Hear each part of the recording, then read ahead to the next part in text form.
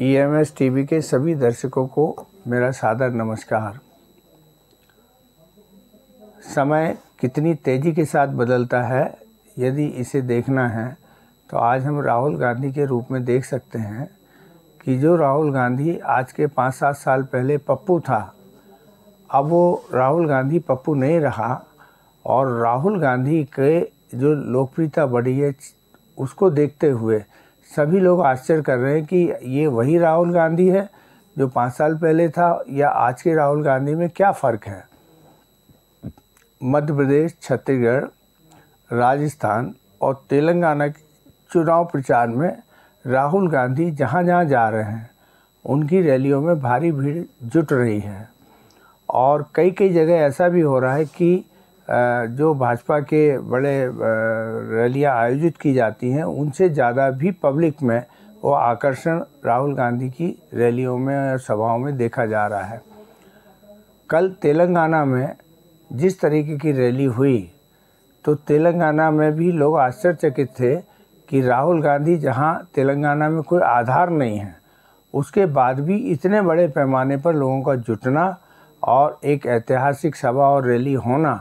चर्चा का विषय कल से राहुल गांधी पूरे देश भर में बने हुए हैं।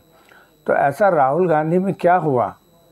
कि जो 5-7 साल पहले पप्पू था, हर आदमी उसको पप्पू बोलता था, मीडिया उसको पप्पू बोलता था, लोग कांग्रेस के लोग खुद ही उनके बारे में टीका टिप्पणी करते थे कि राहुल गांधी के रहते हुए कांग्रेस का कोई भला होने वाला नहीं है और कांग्रेस दिनों दिन रसातल की ओर जाएगी। लेकिन उसी राहुल गांधी ने आखिर ऐसा क्या परिवर्तन कर लिया। तो जैसे कहते हैं, इसको एक कहावत के रूप में कहा जाता है कि हम मार मार के किसी व्यक्ति को मुसलमान बनाने की कोशिश करते हैं तो वो मुसलमान बने या ना बने लेकिन मार मार के पक्का तो हो ही जाता है। तो मुझे लगता है कि भारतीय जनता पार्टी, नरेंद्र मोदी और जो विपक्ष सत्ता पक्ष ने उनको पप्पू बनाने में जो योगदान दिया था और जिस क्रूर तरीके से उनको और उनके पूरे नेहरू जी, इंदिरा गांधी और पूरे परिवार पे जो हमले किए थे, उससे उनके अलावा कोई विकल्प नहीं रह गया था कि वह उसका मुकाबला करें। भारत जोड़ो यात्रा से जो सफ़र शुरू किया था उसमें राहुल गांधी की एक नई छवि बनी। पिछले 1 साल में वो समाज के सभी वर्गों से जाके मिले, उन्होंने अपने ज्ञान को लिया और अपनी बातें अच्छे से रख पा रहे हैं और एक पब्लिक के बीच में एक नई छवि पैदा की है जो भारतीय जनता पार्टी के लिए अब तकलीफ़ का कारण बन रही है। पहले कहा जाता था मोदी के सामने कौन,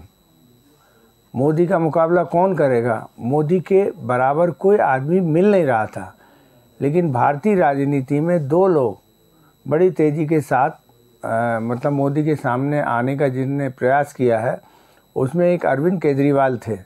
जिन्होंने 2019 का चुनाव बनारस जाके और प्रधानमंत्री मोदी के खिलाफ चुनाव लड़ने की कोशिश करी और कोशिश करने के बाद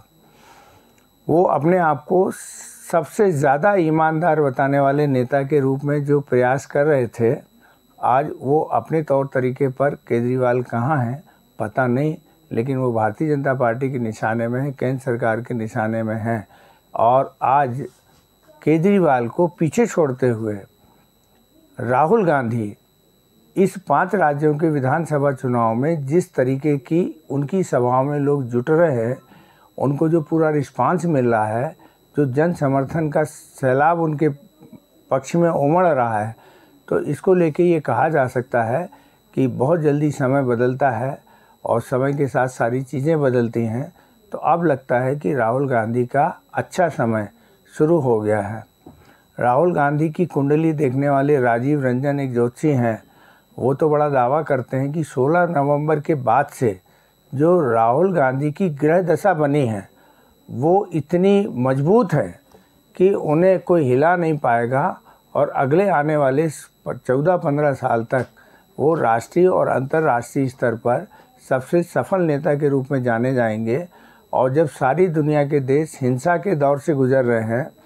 तानाशाही के दौर से गुजर रहे हैं, वैसे समय पे राहुल गांधी एक सबसे मिलजुल के रहने की जो बात कर रहे हैं उसका न केवल भारत में बल्कि अंतर्राष्ट्रीय स्तर पर वही सम्मान मिलेगा जो एक ज़माने में महात्मा गांधी को मिला था, कि वो महात्मा गांधी ने हमेशा अहिंसा के मार्ग पे चलते हुए और जिस तरीके से चीज़ों को राजनीति में समेटने की कोशिश की थी कि सभी देशों में मतलब शांति स्थापित हो, लोग अहिंसक तरीके से बातचीत करके अपने झगड़ों का निपटारा करें, और वही स्थिति राहुल गांधी भी महात्मा गांधी की स्थिति में मतलब उनके रास्ते पे चलते हुए दिख रहे हैं। और आज सारी दुनिया में इसी तरीके नेता की डिमांड की जा रही है। तो हो सकता है कि जो जोशी ने कहा है वो जोशी की बात सही हो, और राहुल गांधी के पिछले 1 साल के जो उनका चरित्र है, जो उनकी मेहनत है, जो उनका बातचीत करने का तरीका है, समस्याओं पर वो जिस तरीके से अपनी राय रखते हैं, जिस आक्रामक ढंग से वो कॉमन मैन के लिए काम करने की बात कर रहे हैं, तो निश्चित रूप से उनकी एक छवि बनी है। और ये छवि इन 5 राज्यों के चुनाव प्रचार के दौरान स्पष्ट रूप से देखने को मिली है। तो राहुल गांधी भी आज भारत में सबसे बड़े चर्चा का विषय बन गए हैं, और संसाधन नहीं होते हुए भी और सारी तरफ से हमलों के बाद भी यदि वो इतना अच्छा रिस्पांस दे रहे हैं, पब्लिक उनके बारे में अच्छा सोच रही है, तो ये उनके लिए बहुत अनुकूल वातावरण बना है। यही कहा जा सकता है। समय बदलता है और राहुल गांधी का समय बदल गया है।